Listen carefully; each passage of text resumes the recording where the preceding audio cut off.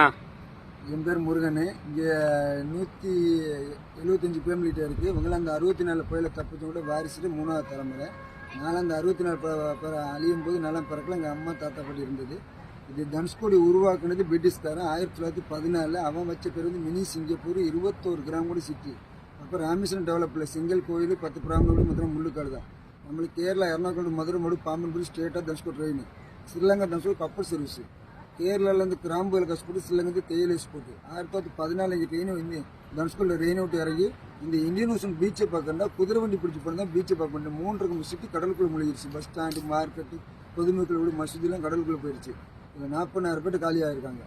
1914 British போன பிறகு India வச்ச பேர் தான் தனுஷ்கோடி. ராமண்டவில் தனுசு 2 கல் சங்கமிக்கிற 2 கோடி தனுஷ்கோடி இருக்குது. இது 1914 ஸ்டார்ட் பண்ணி 1964 டிசம்பர் 23 செவ்வாய்க்கிழமை நைட்டு 11:15 ஆரம்பிச்சு 12:15 முடிச்சு. 240 கிலோமீட்டர் அடிச்சு சைக்கிள். அன்றைக்கி தான் ஜெமினிக்கு சாவத்திரி வந்து ஷூட்டிங் எடுத்துட்டு சாவத்திரி சுக்கு அங்கே தங்கிட்டு போகணும். ஜெமினி சுக்கே ராமேஸ்வரம் தங்கிடுவாங்க. ராமேஸ்வரம் தங்கி இங்கே நைட்டு புயல்.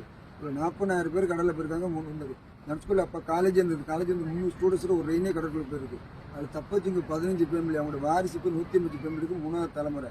அதில் நானும் ஒரு ஆள். 6 மணிக்கு மேலே டூரிஸ்ட்க்கோ ராமேஸ்வரத்துக்கோ தங்குறதுக்கு இங்கே அலௌட் இல்லை. லோக்கல் மீனவரை தவிர. இங்கேருந்து ஸ்ரீலங்கா 18 கிலோமீட்டர் தான்.